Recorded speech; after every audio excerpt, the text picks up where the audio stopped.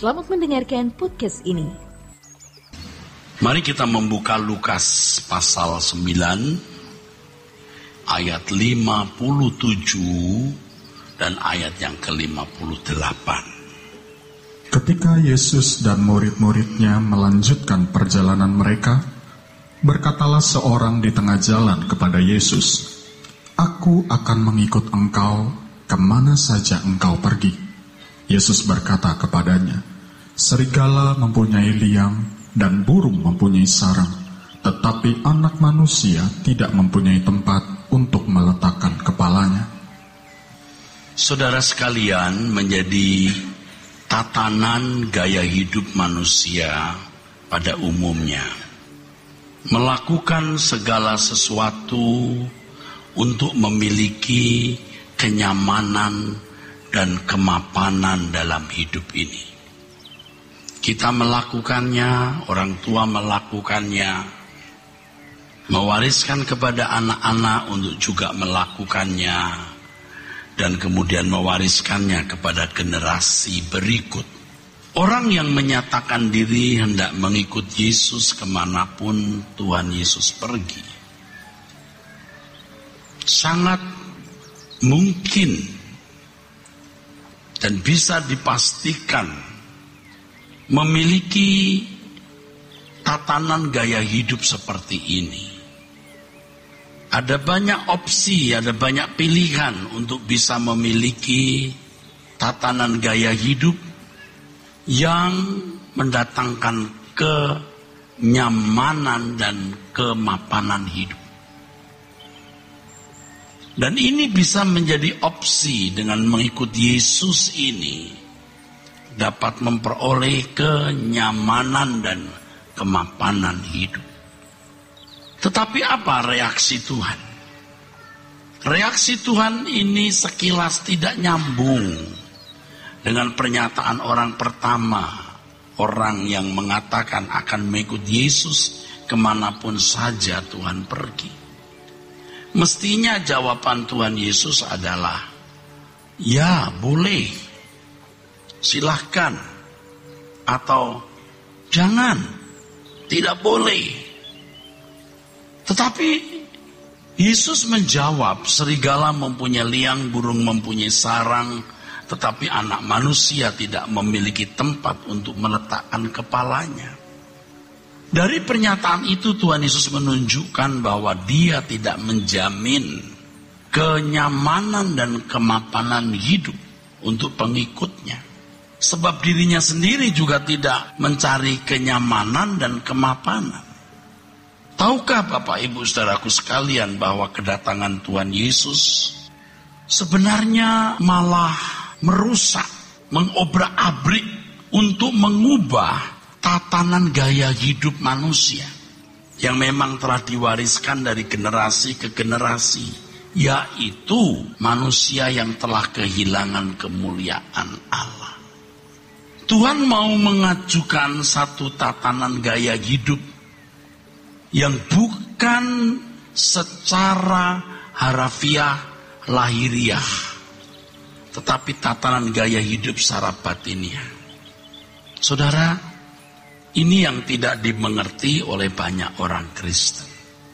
Kalau Tuhan mengkondisi orang-orang Kristen abad mula-mula dalam suasana penghambatan, penganiayaan, karena Tuhan mau menyelamatkan kekristenan mula-mula itu, yang tentu saja manusia pada umumnya dengan tatanan gaya hidup lamanya mengenakan tatanan gaya hidup yang Tuhan ajarkan, kaget. Tidak akan bisa nyambung atau dikenakan. Maka harus dikondisi dengan suasana penganiayaan itu. Dunia tertutup bagi orang-orang Kristen. Mereka hidup dalam penderitaan. Alkitab mengatakan orang-orang Kristen, orang percaya yang hidup dalam penderitaan itu berhenti berbuat dosa. Fokus hidupnya hanya ditujukan pada kedatangan Tuhan, pengharapan kerajaan Allah yang akan dihadirkan, saudaraku. Dan tulisan Paulus kuat sekali pengharapan kedatangan Tuhan itu. Sampai-sampai Paulus disebut sebagai eskatomania. Eskatomania. Mania itu sangat kegilaan mengingini sesuatu. Sedangkan eskato dari kata eskatos, akhir zaman. Jadi sangat maniak dalam menyambut kedatangan Tuhan. Saudaraku sekalian, jadi kitab Wahyu pasal 12 ayat yang ke-6 ketika mencatat bahwa ada wanita yang diasingkan selama 3,5 untuk menyelamatkan wanita ini. Wanita ini sebenarnya melambangkan gereja, saudara. Melambangkan gereja. Padang gurun tidak pernah berbicara mengenai keadaan nyaman, tapi keadaan yang tidak nyaman. Justru keadaan yang tidak nyaman ini menyelamatkan gereja. Melestarikan, menyelamatkan ajaran Yesus yang murni. 3,5 masa. Jika dihitung dari Yesus naik ke surga tahun 30 Masehi sampai 380 Masehi, di mana agama Kristen menjadi agama negara oleh Theodosius Agung, ini bayangkan saudaraku, 350 tahun seperti bangsa Indonesia hidup dalam penjajahan bangsa Belanda.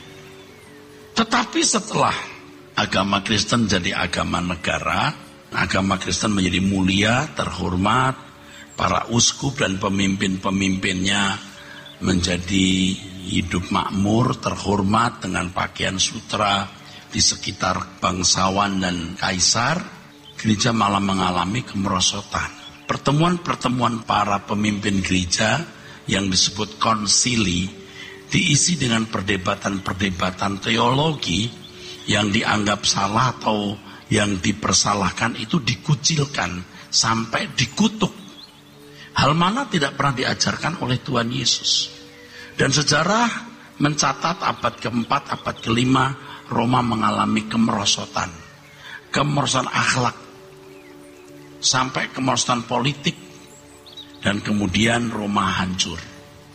Seiring dengan itu, di semenanjung Arab, abad 67, muncul atau lahir atau bangkit agama baru.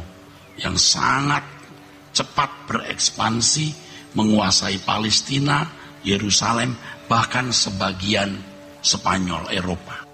Yang kemudian hari pusat gereja, di mana pernah dibangun gereja yang paling megah di dunia, namanya gereja Hagia Sophia, yaitu kota Bizantium, yang sekarang menjadi kota Istanbul, takluk oleh kekuasaan asing. Yang kemudian kota itu tidak lagi menjadi kota Kristen.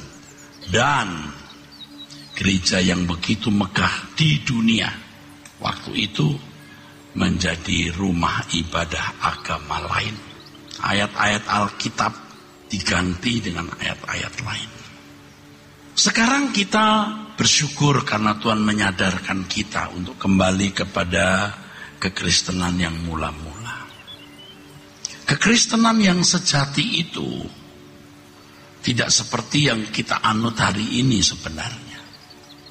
Yesus datang menggugat agama yang kekanak-kanakan, agama yang tidak matang, umat yang tidak dewasa, mengobrak-abrik dan mengubah keagamaan. Jadi tidak heran kalau tudingan orang-orang Yahudi kepada Paulus adalah orang ini merusak tradisi nenek moyang kami. Karena Yesus datang membawa ibadah yang baru dalam roh dan kebenaran. Agama yang masih berkutat pada upacara, pada liturgi, itu agama yang tidak matang, agama yang tidak dewasa. Maksud saya ini konteks agama Yahudi, agama kanak-kanak dengan tata cara, upacara keagamaan. Allah yang benar bukan Allah yang disuap dengan penyembahan, pujian dan tata cara liturgi. Begitu, saudara. Yudaisme itu agama yang belum matang dalam keterkaitan persekutuan dengan Allah ya. Agama ini kan jalan untuk membawa manusia bersekutu dengan Allah. Jadi kalau keagamaan yang ditandai dengan seremonial atau ritual, liturgi, lalu hukum, lalu peran tokoh yang dominan seakan-akan mewakili Allah bagi umat, ini agama yang kekanak-kanakan, belum matang. Tuhan datang, Tuhan Yesus mengobrak-abrik pola agama Yahudi ini, menyembah Allah dalam roh dan kebenaran. Nah, kalau dalam konteks kita, orang-orang Kristen baru ke gereja merasa sudah beribadah kepada Allah, ya maklum namanya juga masih kanak-kanak. Belum matang. Keagamaannya belum matang. Tapi kalau Kristen yang sudah dewasa, kalau saya dengan umur angka 6 di tahun ini, atau Bapak Ibu, sudah mestinya tidak lagi memiliki pola keberagamaan itu. Kepada orang Kristen yang dewasa, ya, Tuhan bersikap beda. Kalau untuk Kristen yang baru, nyanyi, oh Tuhan Engkau besar, kumuliakan namamu, Engkau yang termulia, boleh balik dipeluk Tuhan. Tapi kalau sudah dewasa, nanti dulu, kamu ngomong apa? Anak kecil kan begitu, mami sayang mami, terus peluk mami, cium-cium mami. Setelah itu dia nangis minta mainan. Tetap disayang, dipeluk, dicium. Coba kalau anak umur 30 tahun. Baru pukul adiknya, baru ambil perhiasan mamanya dijual, lalu mami, sayang mami. Apa kamu sayang apa? Sama dengan orang Kristen yang sudah mesti umurnya tinggal sepotong. Kaulah segalanya bagiku. Tuhan bilang, stop, jangan menyembah dulu. Stop, jangan memuji Tuhan, memuji aku. Lakukan dulu, baru kau boleh ngomong. Kau segalanya bagiku, mulut saja, nggak boleh. Seperti lagu tadi, selamanya Engkau Tuhanku muliakan. Mulutmu, perbuatanmu tidak. Stop, jangan menyembah. Begitu. Ini nggak ada artinya untuk orang-orang Kristen yang dewasa. Agamamu itu kelakuanmu. Ibadahmu itu kelakuanmu. Bukan di sini. Ini hanya untuk orang-orang Kristen yang masih kanak-kanak. Jadi kita nggak perlu ke gereja, Pak. Oh, harus. Tetapi perkataanmu harus sesuai kelakuanmu loh. Ini yang dewasa. Yang kalau masih kanak-kanak saya tidak paksa. Tapi yang sudah dewasa, sudah sekian belas puluh tahun jadi Kristen. Anak-anak yang dewasa itu tidak banyak ngomong, nggak bilang mami sayang mami, enggak. Kirim 3 tukang perbaiki rumah orang tuanya yang bocor. Tanya mami sehat, lagi kurang baik ini. Oh, cuti dari kantor datang bawa mami ke dokter. Bikin jadwal bawa mama keluar ke negeri atau ke rumah sakit check up. Begitu. Lihat mobil mami udah 3-4 tahun ganti yang baru. Nggak ngomong, mami baik sungguh menjagai aku. Nggak ngomong. Nah, orang Kristen tuh sebagian begitu. Oh, kalau sungguh baik, dengan apa ku balas? Ngomong toh. Kalau gereja yang sudah dewasa itu nggak ditarik-tarik perpuluhan, nggak diajak-ajak, ayo kasih persembahan ya. Gereja lagi banyak masalah, ayo semua nyumbang. Aduh, itu nggak ideal. Mestinya itu ngerti, nggak usah diajak, nggak usah. Kalau hidupmu tidak benar, uangmu itu najis, asli najis. Sekarang kalau orang tua yang baik, anaknya suka pukul adiknya, berkelahi, hidupnya tidak benar, kasih uang orang tuanya terima setengah hati loh. Apalagi jual narkoba, korupsi, nah sebar nih uang, tidak perlu. Apalagi itu anak gadis jual diri jadi PSK. Dapat duit banyak kan dia cantik. Ini PSA kelas tinggi. Pejabat yang disamperin pun bukan kelas bupati, di atas. Sekali ketemu bisa 500 juta. Kaya. Bawa duit ke mamanya, dolar. Mamanya tanya, ini uang dari mana? Saya dengar kamu itu jadi perempuan panggilan. Hah? Yalah mam, sekarang cari uang mau gimana? Susah mam. Kalau nggak begitu. Hah? Itu uang tuh, dolar. Dibuka itu. Yang mengklaim itu, kertas klaimnya dibuka, disebar. Ambil. Ambil. Siapa yang ngajari kamu jual diri seperti itu? Anak setan itu. Begitu. Nggak ada orang tua. Bagus. Jualan yang banyak ya nak. Nggak ada. Saya mau beritahu ke saudara, hidup tidak benar. Jangan kasih persembahan. Nggak usah. Saudara juga nanti ditolak Tuhan. Jangan nanti sudah masuk neraka, sudah menyalahkan saya. Saya udah ke gereja nih Tuhan. Kok bisa-bisanya saya masuk neraka loh? Pendetamu ngomong apa? Iya, dia ngomong aman-aman saja. Saya bilang nggak aman saudara. Saudara kalau kelakuannya sudah tidak benar, sudah tua begini, Anda masuk neraka. Udah umur begini kok gampang tersinggung loh. Umur begini kok cari hormat loh. Kalau sudah umur seperti kita ini, yang tua-tua di atas 40 tahun, itu harus sudah mulai memiliki keputusan. Aku memutuskan pulang. Saudara itu begitu lahir, langsung melekat dalam dirimu. Kamu bukan dari dunia ini. Sudah langsung melekat. Begitu kita lahir, sudah melekat tugas. Jadikan semua bangsa muridku. Begitu lahir, sudah melekat amanat. Seperti Bapak mengutus aku mengutus kamu. Makanya baik kamu makan atau minum, atau melakukan sesuatu yang lain, lakukan semua untuk kemuliaan Tuhan. Anda tidak memiliki hidup. Yang merasa tidak perlu ini, tolong ya, jangan dengar. Jangan lakukan. Please, tanggung jawab. Saudara itu bukan siapa-siapa. Saudara bukan someone. Kecuali Anda jadi anak Allah. Tolong deh kita sadar, saudaraku. Tentu saya ya, sebagai pegawainya Tuhan, saya mau berkarya sebanyak-banyaknya. Walaupun Tuhan tidak mentarget saya, tapi saya sebanyak-banyaknya menghasilkan jiwa, saudaraku. Berjuang, saudara. Kalau sales disuruh jual mobil per bulan minimal 10 mobil.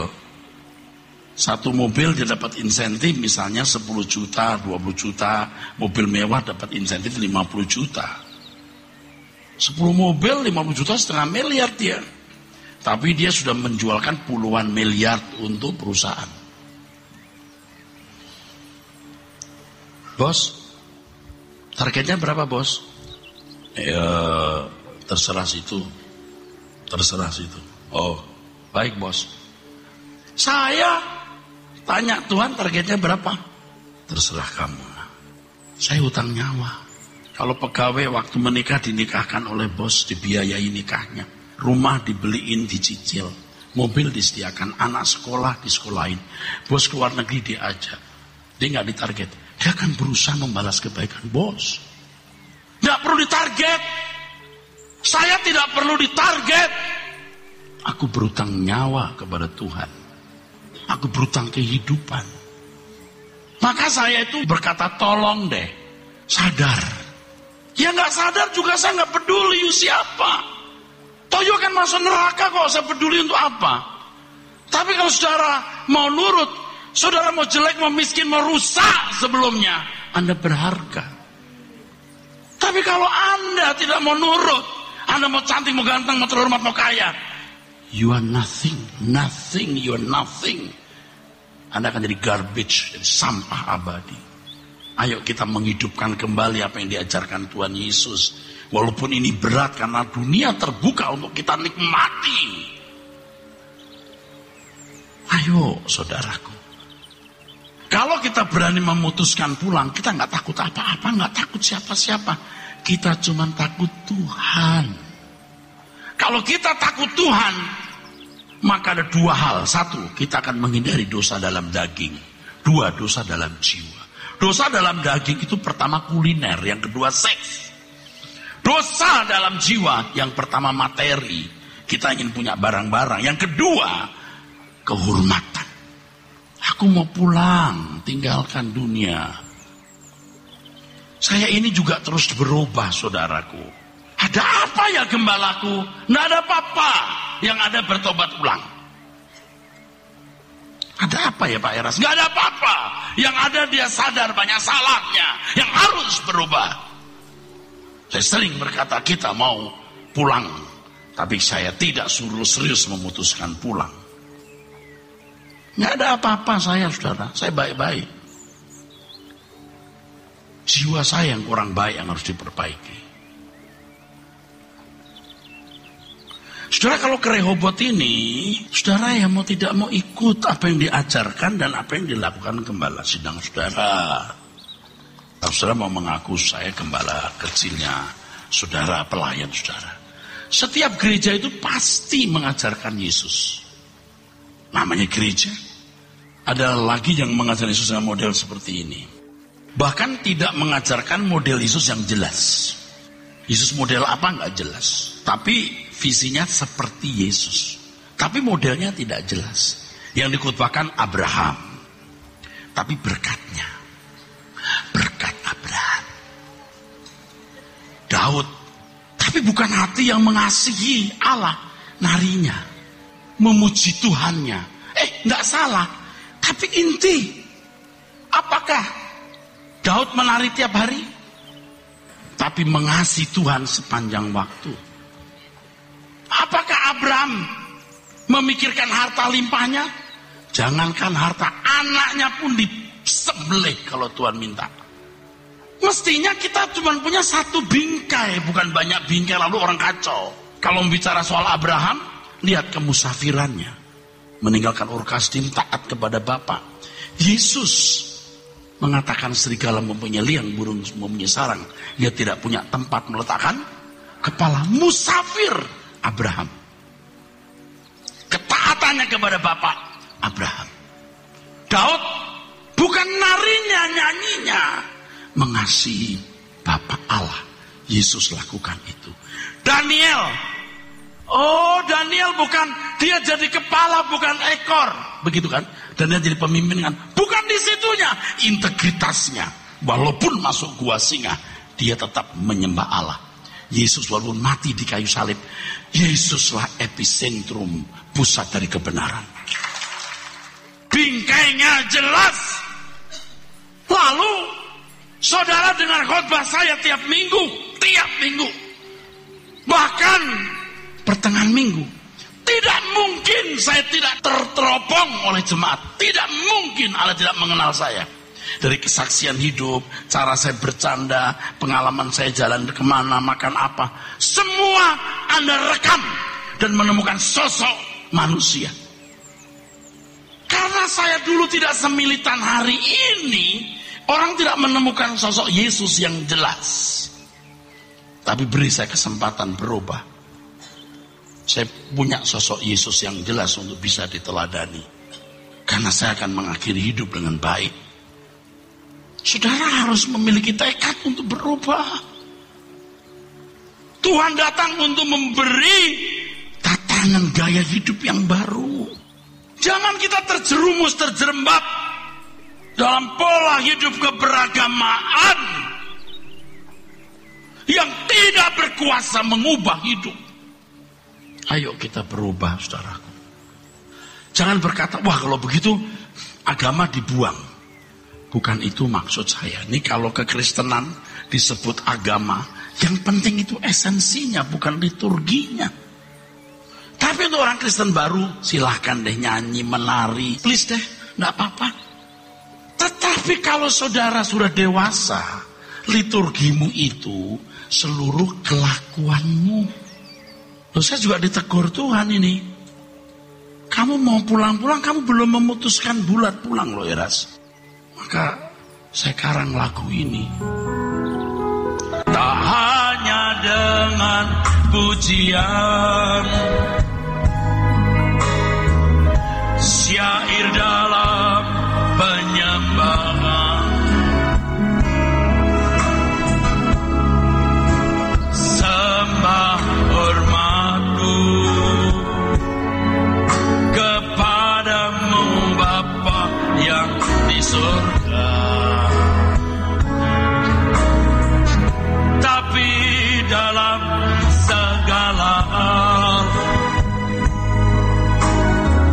setiap kata dan perbuatan, segenap hidupku menjadi kesukaan. Kurindukan dan ku minta menjadi anak kesukaan Bapa di hadapan tatamu Tuhan, di matamu diriku berkenan. Kurindukan dan ku minta, kurindukan dan ku minta menjadi anak kesukaan Bapa di hadapan tatamu Tuhan, di matamu diriku berkenan. Mari dari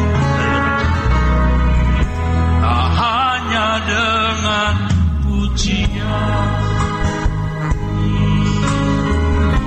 syair dalam penyembahan, haleluya,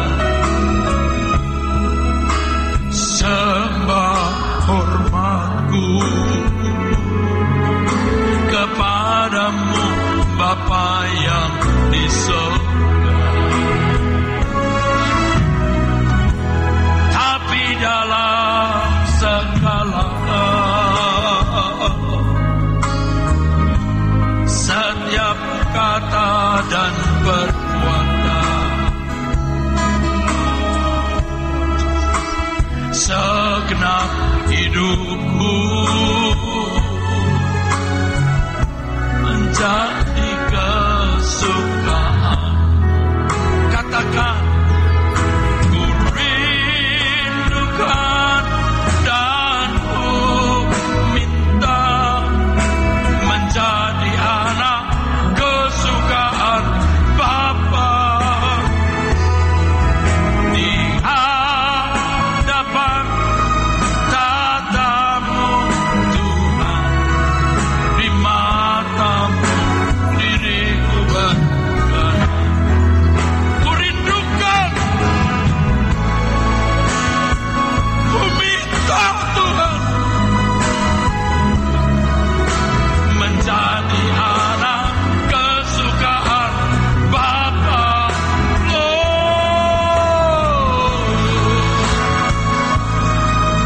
Tatamu Tuhan, di matamu diriku berkenan. Saya menemukan kalimat ini, saya menemukan teguran Tuhan ini. Kamu belum bulat memutuskan pulang. Kamu ingin pulang, tapi kamu belum bulat memutuskan pulang, Eras. Baru saya minta ampun. Tidak ada hal yang lebih mulia, tidak ada hal yang lebih berharga, tidak ada hal yang lebih agung dan mulia dari menjadi anak kesukaan Bapa. Dan ini hal yang tersulit dalam hidup. Lebih sulit dari mencari uang, berkarir, bisnis atau apapun. Maka Tuhan berkata, cari dahulu kerajaan. Kita harus memeriksa diri kita dan memperkarakan dengan sungguh-sungguh. Apakah kita menjadi anak kesukaan Bapa? Memang hidup dengan cara yang sekarang sedang kita pelajari sukar sekali. Saya membayangkan orang-orang yang di ujung maut yang beberapa kali saya melihat ketegangan dan ketakutannya sebelum meninggal dunia. Saya sudah melihat beberapa kali bagaimana situasi ketika orang pasrah dalam ketidakberdayaan, tapi ketakutan dan tidak ada kepastian. Mengerikan. Tetapi kalau kita jauh-jauh hari selalu menggelar hidup sesuai dengan kehendak Allah sehingga menjadi anak kesukaannya. Betapa indahnya saat-saat terakhir sebelum kita menutup mata. Dan betapa menyenangkan saat-saat itu ketika Tuhan Yesus pasti menjemput kita. Nah, banyak saudara yang belum layak dijemput. Engkau hanya ngomong mencintai Tuhan. Kau katakan Yesus segalanya. Bohong. Kualitas hidupmu jauh dari apa yang kau katakan di bibirmu. Minggu lalu saya bicara mengenai ateis praktis. Secara teori bertuhan, teoritis. Tetapi secara praktek, ateis. Situasi dunia kita seperti ini mempengaruhi kita. Sehingga kita tidak memiliki takut akan Allah secara patut. Kita sembarangan hidup. Padahal kita hidup dalam pemerintahan Allah dan pengaturannya. Kalau pakai bahasa kasar, ini gila-gilaan, saudara. Yesus pun gila-gilaan, nekat. Meninggalkan kemuliaan taat kepada Bapa. Paulus pun gila-gilaan. Taat. Tidak ada standar lain kecuali Tuhan Yesus. Dan Paulus yang adalah manusia seperti kita. Lalu Kristen macam apa yang selama ini kita jalani? Kristen yang salah. Kristen tradisi. Kristen agama. Yang tidak membuat kita menjadi anak kesukaan Bapa. Jadi mari kita sadar, saudara. Ini bukan bicara soal ke gereja jam berapa, pulang jam berapa. Ini bukan soal kolekte perpuluhan. Kalau saya sebagai pendeta berkata, saudaraku sekalian, saya baru berdoa orang sakit sembuh, orang buta melihat. Tuhan memberkati saya, saudara sekalian, rumah yang bagus dan apartemen. Emang Tuhan itu kaya, saudara sekalian. Apa yang Anda bisa contoh dari saya? Saya memikirkan betapa hebat orang-orang Kristen mula-mula. Seakan-akan Tuhan tidak ada mujizat, tidak ada berkat jasmani. Kalahlah, tunduk, tiarap. Tetapi mereka menjadi orang-orang yang menyukakan hati Bapa. Itu baru hebat. Jadi Bapak Ibu jangan sombong. Engkau punya penampilan cantik, ganteng, kaya, terhormat, berpendidikan, punya jabatan. Anda bukan apa-apa, jabatanmu hanya 5 tahun, 10 tahun. Cantik muter, batas waktunya. Engkau cantik hari ini, tunggu peyotmu. Engkau kaya belagu-belagu, tunggu. Dipanggil gedung merah putih. Gedung KPK maksudnya. Jangan sombong. Belum pernah kamu dihajar Tuhan. Tapi kalau seandainya Tuhan mengajar kita, kita bersyukur. Karena Tuhan masih sayang kita. Bahaya kalau Tuhan tidak menghajar kita, hidup kita smooth running well. Begitu mati kita ditolak oleh Allah. Mari kita bertobat, kita berubah. Anak kita ya, kita nggak mau anak kita jadi gembel. Kita sabet ya kalau nggak bangun pagi sekolah. Gampar kalau tidak mau kursus. Supaya nggak jadi gembel. Orang tua bisa berkata, jadi apa kamu? Demi tidak jadi gembel kita gampar anak kita. Kenapa demi tidak masuk neraka kita nggak gampar anak kita? Jangan saudara anggap ringan kekekalan itu. Ini urusan kekekalan, Pak.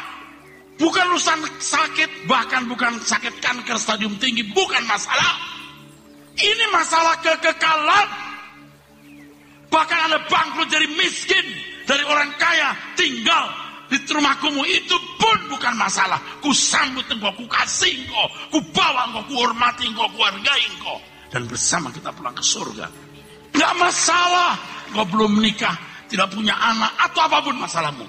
Engkau rusak di masa lalumu, enggak masalah. Tapi engkau masih berkesempatan punya hidup. Hidup yang sesungguhnya di dunia akan datang. Yang untuk itu, Yesus mati di kayu salib. Yang untuk itu, Ia membela kita. Kok kita bisa urusan yang lain, sementara Dia mau urusan soal kekekalan? Saya sudah melayani Tuhan, artinya dalam kegiatan gereja 35 tahun lebih. Saya tahu jatuh bangunnya seorang pendeta dan pelayanan itu. Dan saya mau memperbaiki setiap kesalahan yang telah saya lakukan dan kesalahan yang orang lain buat. Saya tidak lebih baik dari orang lain. Belum tentu Tuhan yang tahu. Belum tentu kita lebih benar, Tuhan yang tahu. Tapi aku pahami apa yang kuanggap benar, yang Tuhan ajarkan kepadaku, yang oleh karenanya malam-malam panjang saya berlutut di kaki Tuhan dan bertanya, ajar aku jadi anakmu yang baik. Sampai saya berkata, bunuh aku, akhiri nyawaku kalau aku berbuat dosa. Aku tahu dagingku jahat, jiwaku pun belum bersih, tapi tolong aku tidak menyakiti Engkau Tuhan. Maka aku tulis lagu ini. Pada dini hari, aku beratap dan berkata, ku rindukan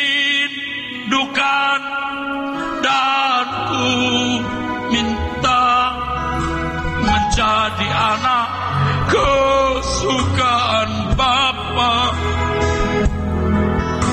Di hadapan tahta-Mu Tuhan, di mata-Mu diriku berkenan. Katakan ku rindukan dan ku minta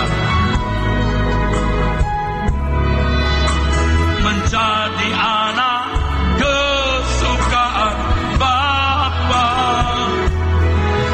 Haleluya, haleluya, haleluya, haleluya. Amin, amin. Diriku berkenan.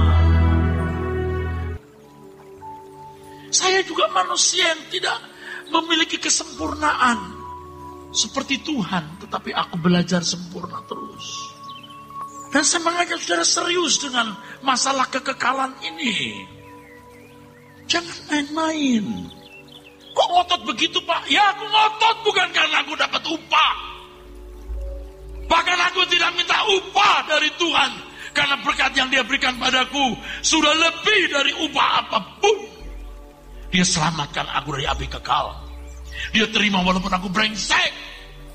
Dia mengambil dosaku, Dia menyambut aku sebagai anak, mendidikku untuk menjadi anak-anaknya. Aku berhutang kehidupan. Maka aku berusaha untuk membuat orang lain juga mengenal Dia dan berubah. Apalagi upah dari manusia, sama sekali tidak kuharapkan. Upah dari Tuhan saja tidak, kecuali aku boleh duduk nanti di pelayanan, melayani Tuhanku di kekekalan. Itu upah. Itu yang ku minta. Aku duduk di dalam kerajaan surga melayani Rajaku, duduk di bawah kakinya untuk melayani Tuhanku Yesus Kristus. Di bumi ini tidak usah dikasih upah, tidak perlu. Yang penting aku cukup dengan apa yang ku makan, ku pakai.